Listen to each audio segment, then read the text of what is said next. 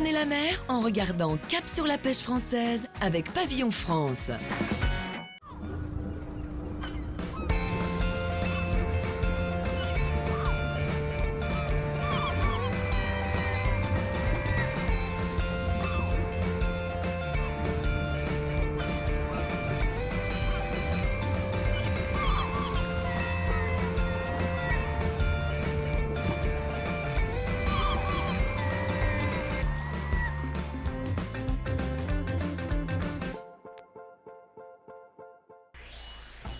Sur le port de Saint-Jean-de-Luz, à quelques kilomètres de la frontière espagnole, la Criée nous ouvre ses portes. 5000 tonnes de marchandises sont débarquées ici chaque année pour un chiffre d'affaires total de 16 millions d'euros. La 15e Criée de France est en pleine croissance depuis quelques années et son premier client, c'est bien entendu l'Espagne voisine à 66%.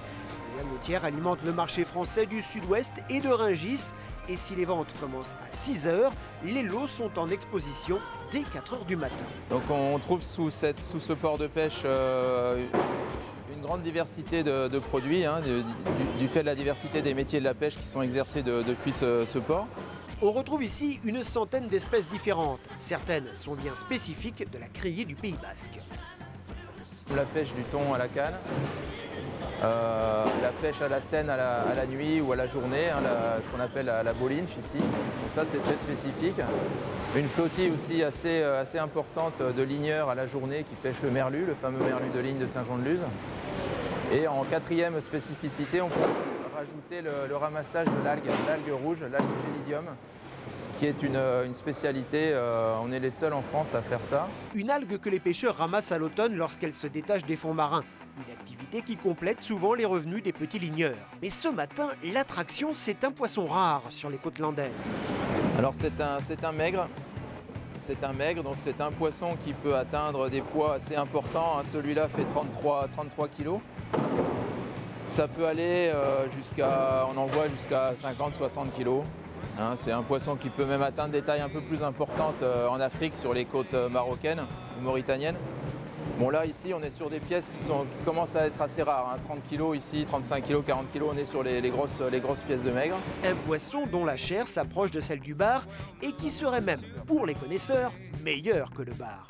Il est 5 h du matin et les marailleurs arrivent peu à peu. Mais depuis 2 heures, le personnel de la criée est à pied d'œuvre pour passer chaque caisse à l'épreuve de la balance. Voilà, donc c'est du merluche, on met la taille, bon après c'est une habitude, bon, pour les tailles ça va quand même assez vite, on met la présentation, bon, c'est du poisson d'une très bonne qualité, mais qualité. À l'extra c'est du poisson pêché à la maison en principe.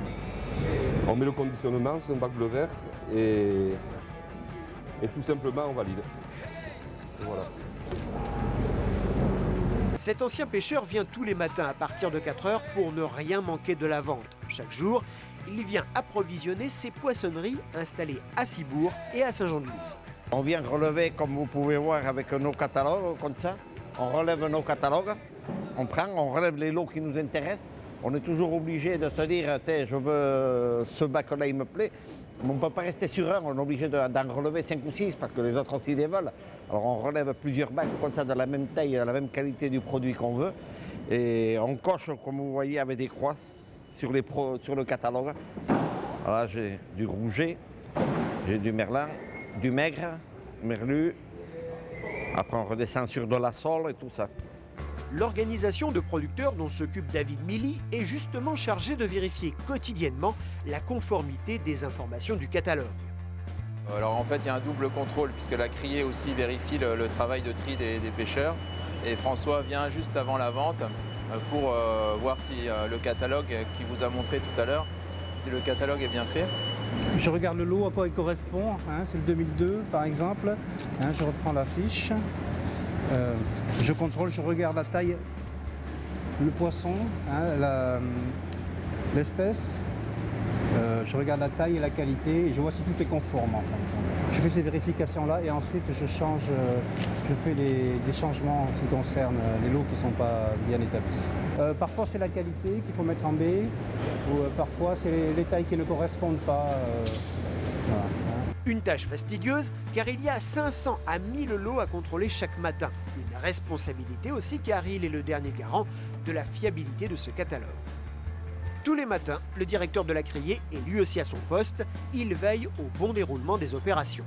Il ne faut pas qu'on ait un problème informatique, il ne faut pas qu'on ait un problème de personnel, il ne faut pas que les bateaux rentrent trop tard, voilà, pour qu'on soit prêt au moins une bonne demi-heure avant la vente, quoi. Voilà, ce qui est important pour nous, quoi. Parmi les poissons à forte valeur ajoutée, le Saint-Pierre, un produit que capture un petit bateau et qui se vend très bien. C'est un produit noble, c'est un chalutier qui fait cette pêcherie depuis un an. Et là, l'année dernière, il était arrivé en fin de saison pour le Saint-Pierre. Là, cette année, il est plus en avance, donc il a pu pêcher une tonne.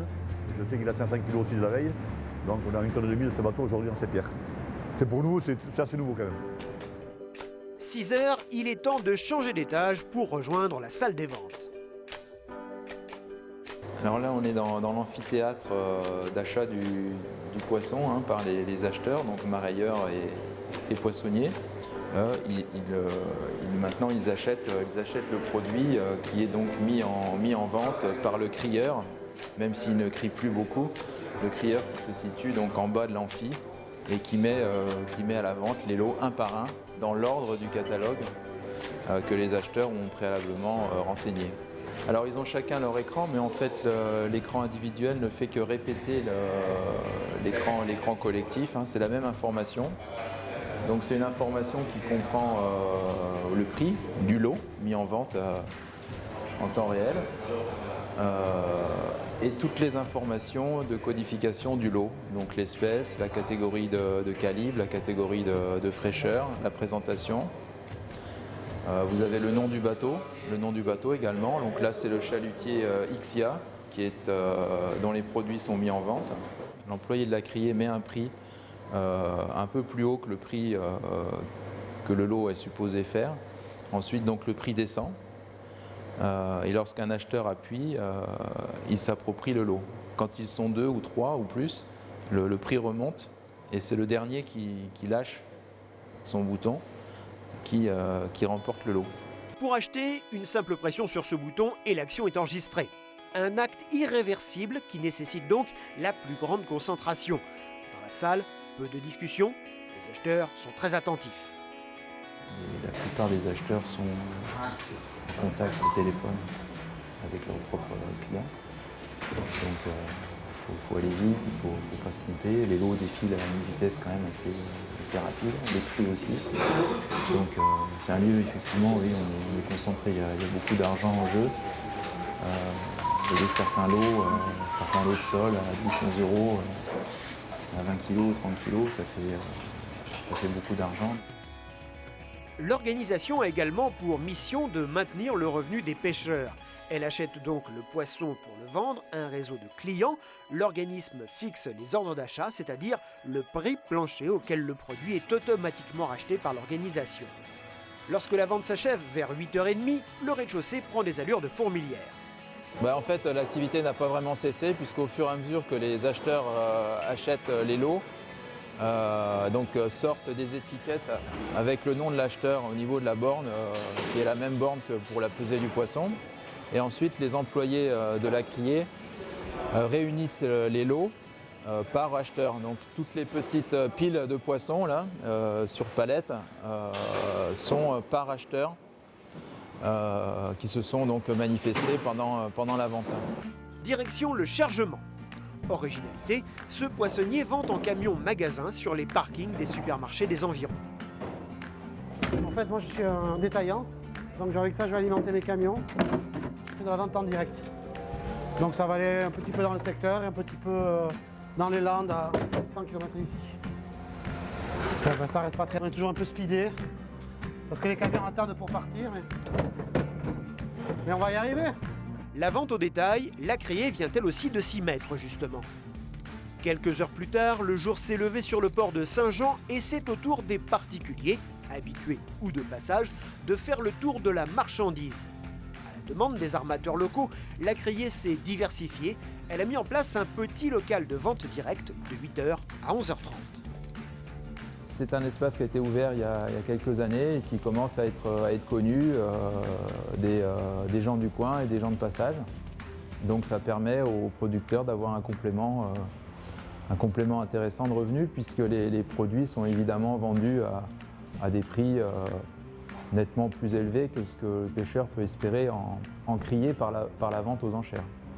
Mais pour les consommateurs, les prix sont tout de même inférieurs à ceux des poissonneries. Donc ça, c'est quand même assez nouveau aussi, assez original aussi. Toutes les criées ne le font pas. Ensuite, ce n'est pas l'unique point de vente par les producteurs de leurs poissons, hein. Certains producteurs ont des tables à Bayonne. Certains producteurs aussi ont des tables à Cap-Breton. Durant toute la journée, les bateaux rentrent au port les uns après les autres. Il est 13h lorsque le Lénua arrive bien après la vente. Ceux qui pratiquent les petits métiers ne se soucient pas de l'heure de la criée, mais avant tout du résultat de leur pêche. Celui-là a capturé 250 kg de poissons, du sard, du merlu, du maigre, des poissons de saison, une pêche presque exceptionnelle en cette période de mauvais temps qui dure depuis de nombreuses semaines. Il y a des espèces qui se vendent mieux que d'autres ici et ailleurs, celles qui se vendent moins bien ici se vendent mieux. Ce qui se vend bien, la dorade, le rouget, la sole, même bière. C'est jamais assez. Mais bon. Et de la dorade, justement, les bacs en sont remplis. On trouve aussi quelques rougets. Cibler les espèces qui se vendent le mieux devient une nécessité pour les pêcheurs pour éviter les mauvaises surprises à la vente. La semaine prochaine, nous remontons de quelques milles au nord vers Cap-Breton pour découvrir ce port en pleine santé grâce notamment à la vente directe.